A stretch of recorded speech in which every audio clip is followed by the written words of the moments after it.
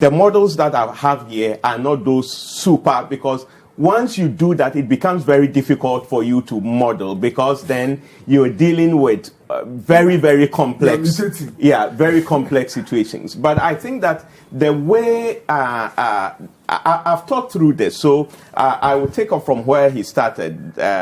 Yes, the instructions that have come, I told you, offset that. Back at home, I was applauding the president for doing what he did. People have said that this should have come earlier than, but my point is that, yes, whatever it is, it's come, so we should take on from there. But one of my worries is also the instructions. So the president did well by trying to mitigate the economic aspect with the virus. But what we need is good instructions. Now, I'll give a typical example. So, for instance, the markets, okay. We should be able to start, like, right from this morning. The communicators within the government and GHS, their duty should be to be on all the radio stations assuring people that even though there is a lockdown, the market will be open. So Saturday, don't rush to the markets.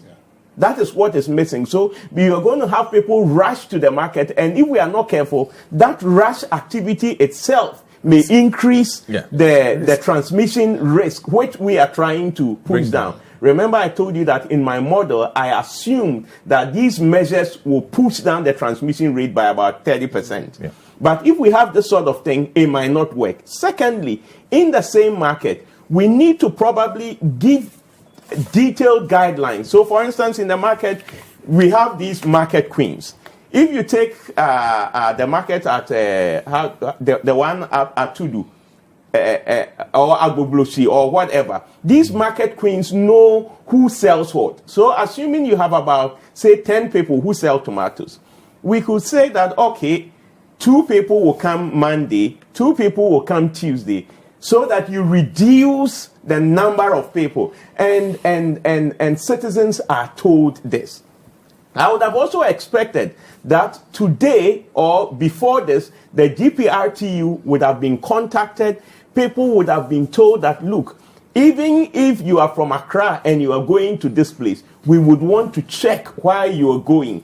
Just to, we probably may not do it so strictly, but just by announcing that we are going to be checking, it will actually slow down people who would travel, okay, for no other reason. So I think that these are the other things that we probably should have. We need, and it's not too late. We can still come ahead and give detailed instruction. This morning, my wife just got up and said that, look, when I started praying early morning, I heard the president is shut down the country, and I said, oh, I listened to it. So we need to go to market. I said, don't worry, you don't have to go to market, because if you go to market today, you'll be putting yourself at a risk. Don't go. The market will be open. We will go to the market on Tuesday.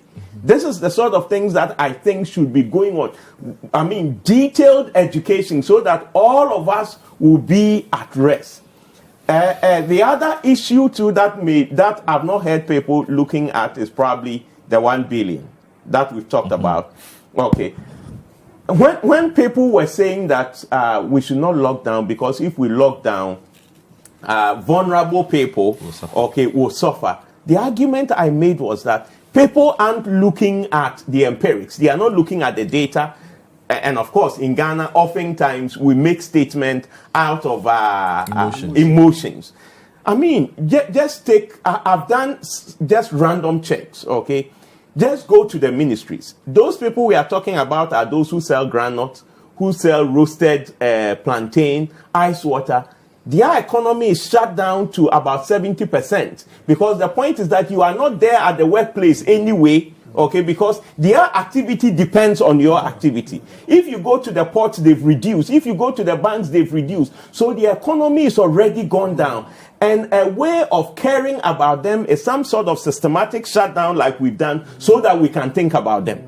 So for me, whichever way you look at it, but the issue is, how do we get to them? I probably would have thought that we would have put in place a system to get them registered.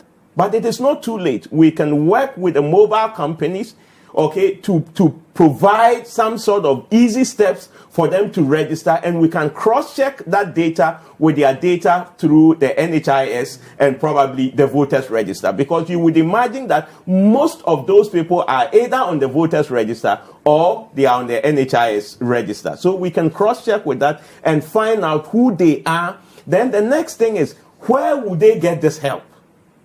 I am thinking that we can begin to look at our relief agencies. We call, is it NADMO, right? Yes. Okay. How do we then begin to be, once they register, we can begin to pick up their GPS data and know where the majority of these ones are coming from, and quickly position NADMO in those places. Then they can go there for help. And one of the things I've said is that, look, this thing can be a blessing in disguise. Once we register those people, we can, after COVID-19, we rope them into the tax net, because now we have data on them.